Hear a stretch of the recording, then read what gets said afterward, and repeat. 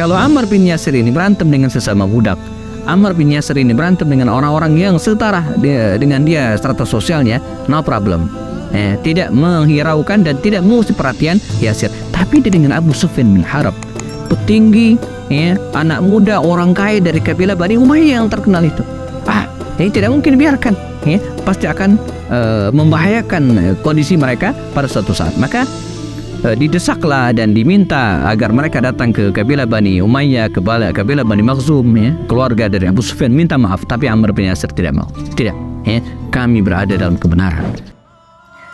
Meniti jalan orang-orang mulia bersama para sahabat Rasulullah SAW, kita nikmati keindahan Islam.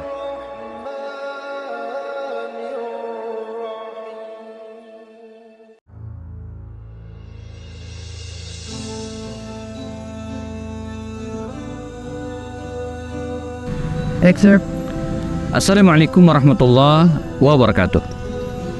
Innal hamdalillah nahmaduhu ta'ala wa nasta'inu bihi wa nastaghfiruh. Asyhadu an la ilaha illallah, asyhadu anna Muhammadan abduhu wa rasuluh. Allahumma shalli ala hadzal nabiyil karim wa ala alihi wa sahbihi ajma'in.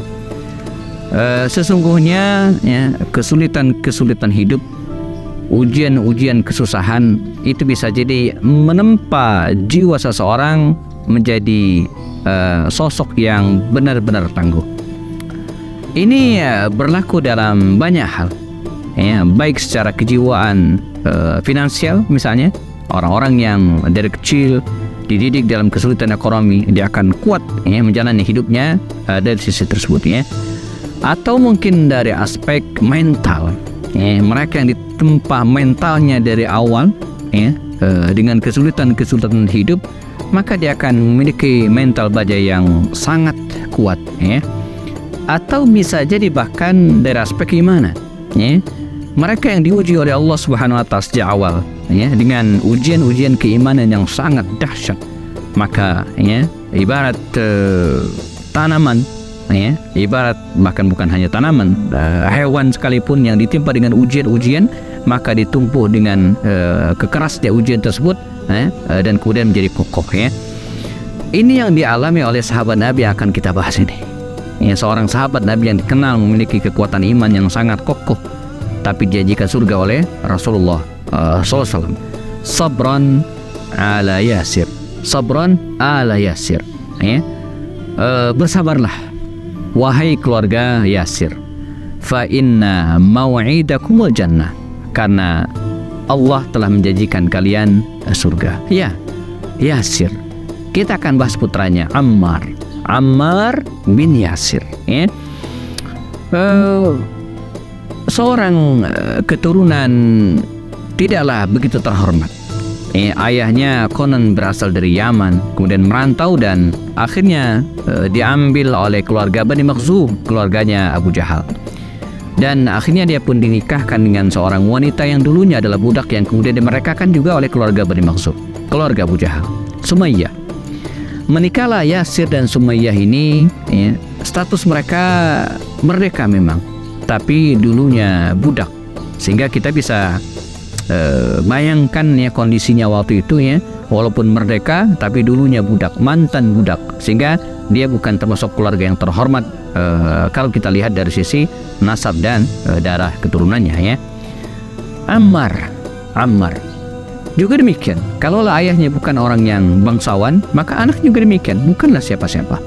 Namun demikianlah hidayah. Ketika Rasulullah SAW mendakwakan Islam di Makkah, justru Ammar bin Yasir ini, jemaah rahimakumullah, termasuk orang-orang yang masuk Islam pada awal-awal dakwah. Bahkan pada era saat Rasulullah masih mendakwakan Islam secara diam-diam. Solat sudah difardukan waktu itu, tapi belum 5 waktu. Ada mengatakan solat baru diwajibkan 2 kali, pagi dan sore. Itu pun dilaksanakan secara diam-diam. Ada kisah menarik. Suatu saat Ammar bin Yasir, Sa'ad bin Abi Waqqas, dan beberapa sahabat Nabi yang lainnya melaksanakan sholat secara sembunyi-sembunyi. Mereka sholat di lembah-lembah Makkah, jauh, supaya tidak ketahuan oleh tokoh-tokoh Quraisy yang akan menyiksa mereka. Nah, walaupun mereka sudah bersembunyi melaksanakan sholat secara diam-diam di lembah Makkah, suatu saat lewatlah Abu Sufyan bin Harb dan kawan-kawan memergoki Ammar bin Yasir dan kawan-kawan yang sedang sholat ini. Dan terjadilah hal-hal yang mereka khawatirkan selama ini. Dengan kesombongannya Abu Sufyan yang masih kafir waktu itu, menghardik, memaki, dan kemudian bahkan ada yang mengatakan sampai melempari batu mereka sedang sholat ini.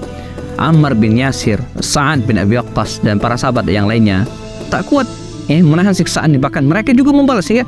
Terjadilah semacam tawuran kecil begitulah, walaupun kaum muslimin cenderung mengalah pada waktu itu, ya. Maka pulanglah Ammar ini ke rumahnya, ketemu dengan ayahnya Yasir dan Sumayyah. Kata ayahnya, Yasir, ya Ammar, madza fa'alt? Apa yang kau lakukan? Madza hadas? Apa yang terjadi? Babak belur begitu, kucek, kumpul pakai, habis berantem. Kata anaknya, kata Ammar ini, laisa ya abi, enggak ada apa-apa ya. Dia berusaha untuk menyembunyikan keislamannya dan merahasiakan apa yang terjadi. Tapi insting seorang ayah tidak mungkin dibohongi, maka dia terus mengejar. Kata dia, apa yang terjadi? Ceritakan. Ini juga pelajaran bagi kita, janganlah, bahwa seorang ayah harus menjalin komunikasi yang baik dengan anak-anaknya. Dia harus tahu apa yang dilakukan oleh anaknya. Dia harus tahu apa yang terjadi dengan anaknya, tentu dengan cara-cara yang bijak. Maka ditanya, didesak sedemikian rupa, kata Ammar bin Yasir, iya, baru saja kami tawuran, berantem. Katanya, dengan siapa? Awalnya dia tidak mau bicara, tapi ketika didesak terus oleh ayahnya, akhirnya Ammar mengatakan, dengan Abu Sufyan bin Harb wa man ma'ah, dengan Abu Sufyan CS, begitu kira-kira. Kaget. Kalau Ammar bin Yasir ini berantem dengan sesama budak, Ammar bin Yasir ini berantem dengan orang-orang yang setara dengan dia strata sosialnya, no problem.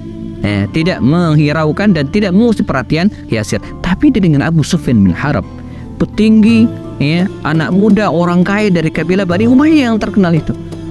Ini tidak mungkin biarkan.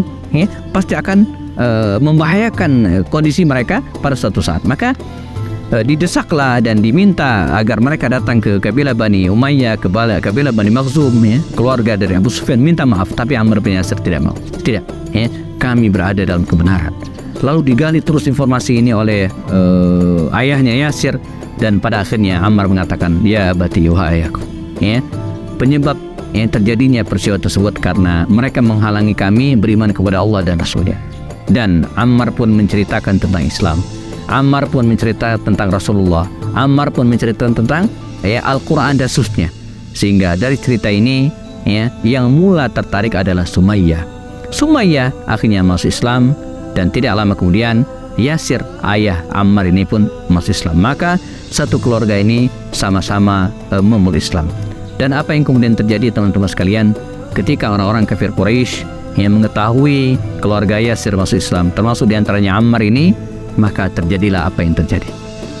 Penyiksaan, pembulian, mereka disiksa dengan berbagai cara, dipaksa untuk keluar dari Islam. Apalagi mereka merasa berkuasa karena dulunya Yasir dan dulunya Sumayyah ini adalah budak sekutu dari keluarga Bani Makhzum, kabilah kabilah dari Abu Jahal ini, dan disiksa sedemikian rupa sampai kemudian peristiwa yang sangat mengenaskan terjadi, di mana Sumayyah akhirnya tewas dalam penyiksaan tersebut. Bagaimana nasib Ammar bin Yasir pada peristiwa tersebut? Kita akan bahas setelah yang berikut ini. Tetap bersama kami di program Mengenal Orang-orang Mulia di Sekitar Rasulullah SAW. Bersama kami belajar sirah Nabawiyah untuk memahami sejarah hidup Rasulullah SAW dan para sahabat melalui video-video pendek, diskusi dengan para tokoh dan pakar lewat program Kelas Kupas lewat obrolan santai. Apapun masalahnya, dikupas dengan cara yang santai dan penuh keakraban. Bersama kami juga menelaah kitab-kitab induk dan referensi terpercaya, menelisik hikmah, merangkai makna, lalu menuangkannya dalam karya tulis. Mengenal orang-orang mulia di sekitar Rasulullah Sallallahu Alaihi Wasallam. Ammar bin Yasir disiksa, dibuli, bahkan pada puncaknya Sumayyah binti Khubat, ibu dari Ammar ini, meninggal dunia. di tangan Abu Jahal dan kawan-kawan. Nah, bagaimana dengan ayahnya? Juga demikian. Ayahnya dipenjara, dikurung, dan keesokan harinya ketika pintu penjara dibuka, mereka menemukan Yasir sudah dalam keadaan meninggal dunia. Keduanya, pasangan suami istri ini menjadi keluarga pertama yang mati syahid. Syahid pertama dalam Islam adalah keluarga dari Yasir dan istrinya Sumayyah. Ammar tetap dalam penjaranya, dan inilah penentuan riwayat hidup dari Ammar ini. Kemudian dihadapkan kepada Abu Jahal, dan Abu Jahal siap dengan segala siksaan yang mematikan. Dengan dikisahkan dalam riwayat dia menyiapkan besi yang sudah dipanaskan dengan warna yang merah membara, hendak ditempelkan di perutnya Ammar bin Yasir yang sudah tidak mengenakan pakaian lagi. Dengan ancaman demikian, tapi Ammar tetap bergeming dengan akidahnya, dengan keyakinannya. Sampai kemudian terjadilah peristiwa tawar-menawar. Kata Abu Jahal, "Ya Ammar, saya tidak peduli dengan kondisi Anda.